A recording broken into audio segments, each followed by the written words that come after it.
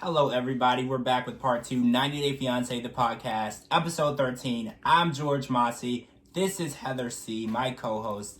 And we are going to talk about Rebecca and Zaid right off the bat. So, Zaid is trying to explain to Rebecca Ramadan and the process of it. And Rebecca is just basically not having it. She's like, look, you're going to get married. You're going to do what I want you to do. This is my last time getting married. And that's the end of it. Yeah, I think that with this being her multiple wedding, this will be number 4, guys. I think it's supposed to be about love. And the way she came at him, it's almost like she forgot about the love part. And she was just like, where's my dress? Where's my pictures? Where's this and that and the other? No one needs proof. You're on TV. We know you're marrying Zaid.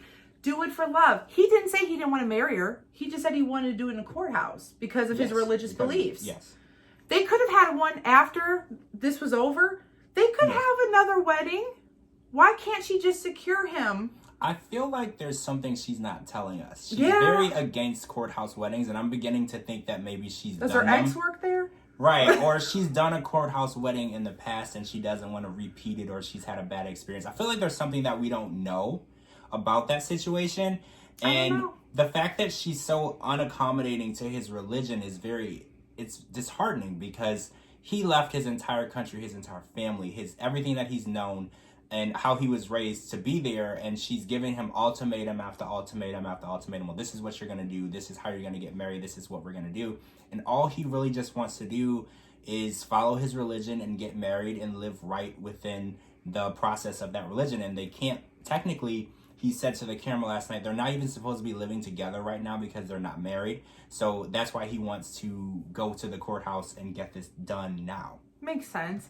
I used to think in the beginning of watching their story that he was the controlling one when she went to his country. But now I'm beginning to think it's the other way around. She's starting to play the mother role to him. And that's a little creepy. I mean, when you're an older woman, vice versa, dating someone who's younger, they're your equal. They're your spouse. This isn't like, go to your room, I'm mad at you. So, I don't know.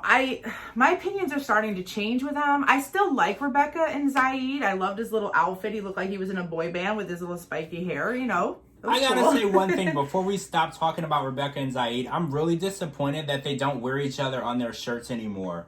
Super disappointed. Guys, if you're watching, where are your shirts and your mugs and your credit cards and all that stuff? I'm so disappointed that you don't do that anymore. I don't know. We got Andrew with himself on the mug, right. So why not? That was my favorite thing about you guys. Please bring it back.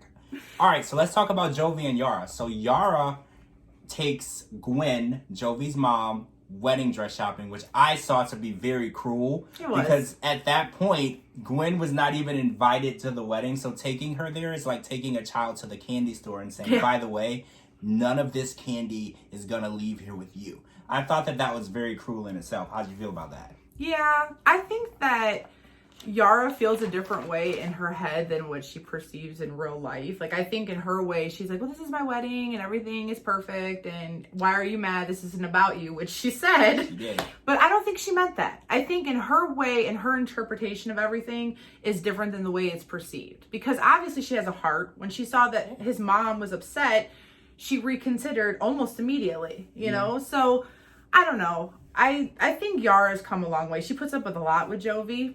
So I think that she's just acting on her emotions and hormones. And with Gwen, let's not forget that 200-person small engagement party. Hey, that is small to some people, you know? She puts up with a lot. So she does. Speaking of a lot, Yara fell in the streets of New Orleans and she was sick. On top of it, not only did she fall, they had to go to urgent care to make sure the baby was okay, which it is. Yes. She didn't feel good for the rest of the day as she's pregnant.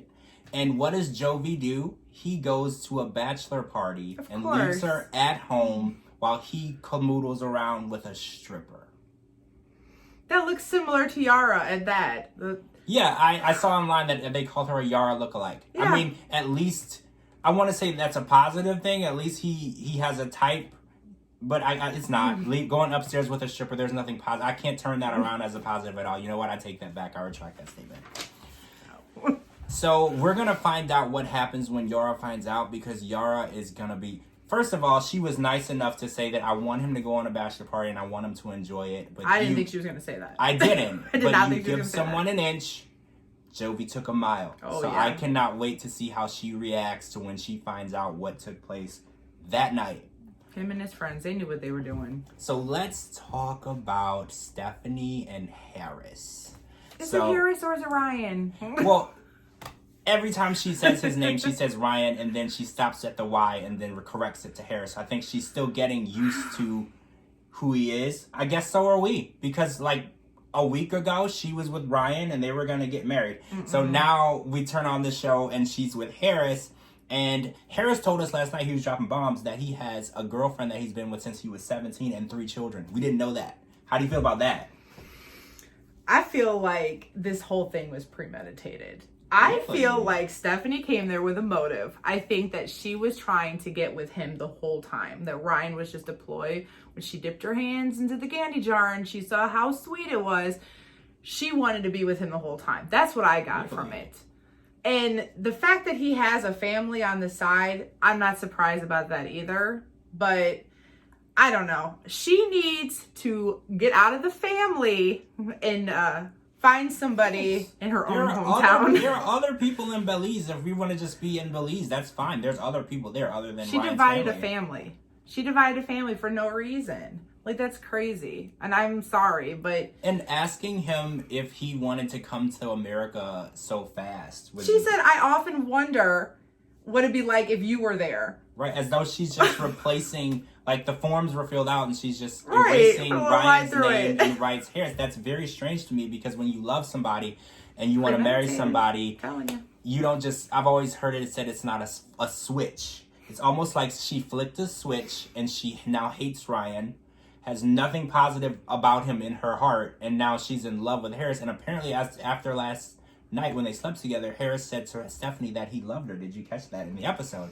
So they had only slept together once before this, over a year ago, and now they sleep together one more time, and the next morning he wakes up and he says, Stephanie, I love you. Must be the pigtails. I think it's the green card, because right after he said that, he was interviewed in the camera and he said, I feel like living in America would give me better opportunities because people in America have really nice houses.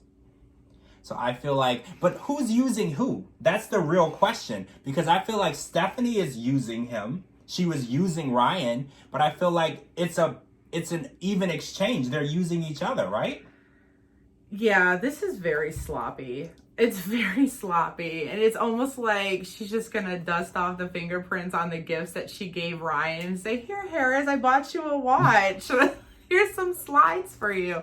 Like, I'm telling you, call me crazy, call me wrong, but this was premeditated. She came for him.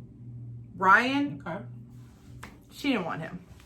I mean, I will be really interested to see if he actually makes it to the U.S. Well, first of all, he doesn't even have a K-1 visa in process. Ryan does. So the whole process would start over. So it probably won't even be on this season because that's a whole process in itself. And Ryan already had the process done. So I'm still interested in knowing if she'll keep a relationship with him in general. Like, is she, after she gets on a plane and goes back to Michigan, will she still care? I don't know. I don't know either. That's it, guys, for part 2. 90 Day Fiancé, episode 13, the podcast. I'm George Mossey. This is Heather C. I'll put our Twitters and Instagrams at the bottom. And you can also check out this podcast on my website, georgemossey.com. Thank you guys so much for joining us, and make sure you live tweet with us every week. Hashtag 90 Day Fiancé. We live tweet the show every week, and we cannot wait to hear how you feel about it. Thank you guys. Bye.